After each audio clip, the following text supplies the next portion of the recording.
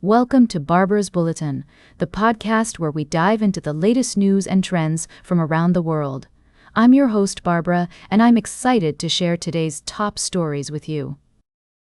We're starting off with a fascinating story from North Korea, where the country's leader, Kim Jong-un, has been introducing his daughter Kim Joo-ae to the public eye in a series of high-profile appearances.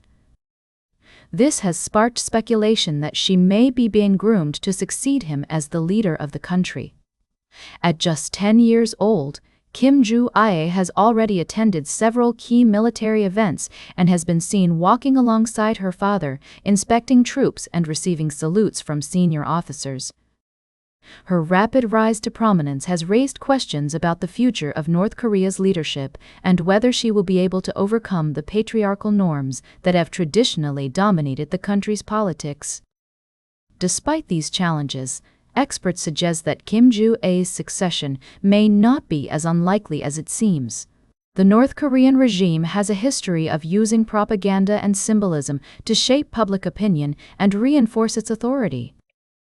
By presenting Kim Joo-ae as a direct vessel of the sacred revolutionary spirit, the regime may be able to overcome bureaucratic and institutional inertia and pave the way for her to take on a more prominent role in the future. It's worth noting that North Korea is not the only country to have seen a female leader rise to power. Throughout history, there have been several examples of women who have successfully navigated male-dominated political systems to achieve positions of authority. As we continue to watch Kim Joo-ae's progress, it will be interesting to see how the North Korean regime navigates the challenges of presenting a female leader in a deeply patriarchal society.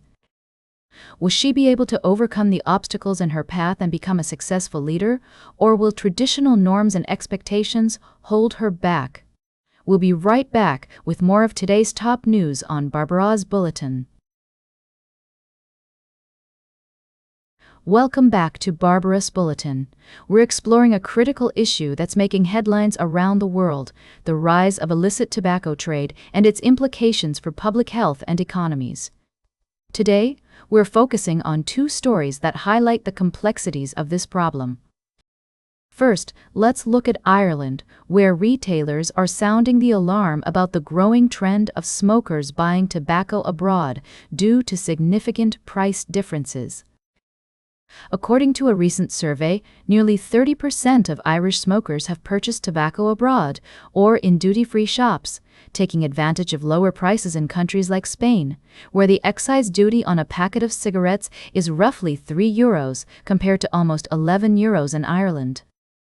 This stark price gap is not only fueling cross-border purchasing, but also contributing to the expansion of the illicit market. Meanwhile, in Australia, we have a different scenario unfolding.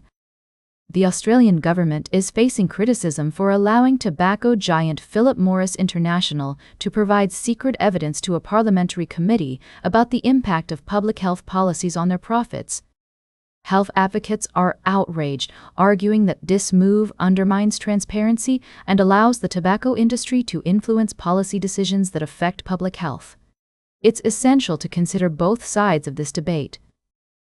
On one hand, governments need to balance their efforts to reduce smoking rates with the economic realities of the tobacco industry.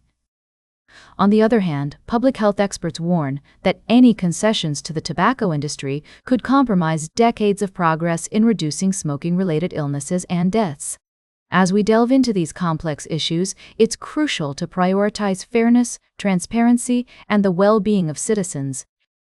We must ensure that policies are guided by evidence-based research and a commitment to protecting public health, rather than being swayed by commercial interests.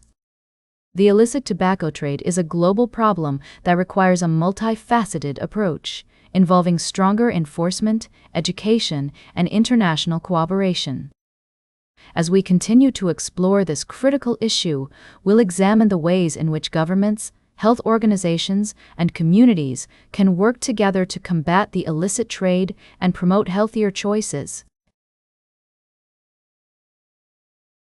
Welcome back to Barbara's Bulletin. As we wrap up today's show, I want to bring to your attention a complex and sensitive topic that's been unfolding in the Middle East.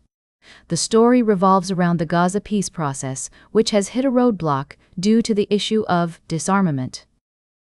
Hamas, a militant group, is being urged to lay down its arms as part of the Trump administration's 20-point peace plan. However, experts argue that this precondition may not be the most effective approach, as it doesn't offer enough incentives for Hamas to disarm.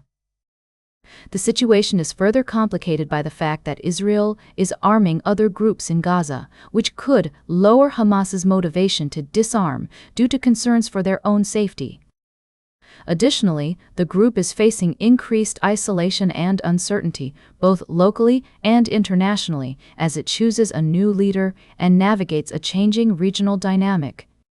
Some experts are drawing parallels with the disarmament of the Irish Republican Army, IRA, in the late 1990s, which was made possible through a power-sharing government and sustained diplomatic pressure. They argue that a similar approach may be needed to encourage Hamas to disarm, rather than relying solely on threats and preconditions. The White House has responded by reaffirming its commitment to the full implementation of the peace plan, including Hamas's disarmament. However, critics argue that more needs to be done to address the root causes of the conflict and provide a sustainable solution for the people of Gaza. As we conclude this story, it's clear that the path forward will require careful diplomacy, nuanced understanding, and a willingness to listen to all parties involved.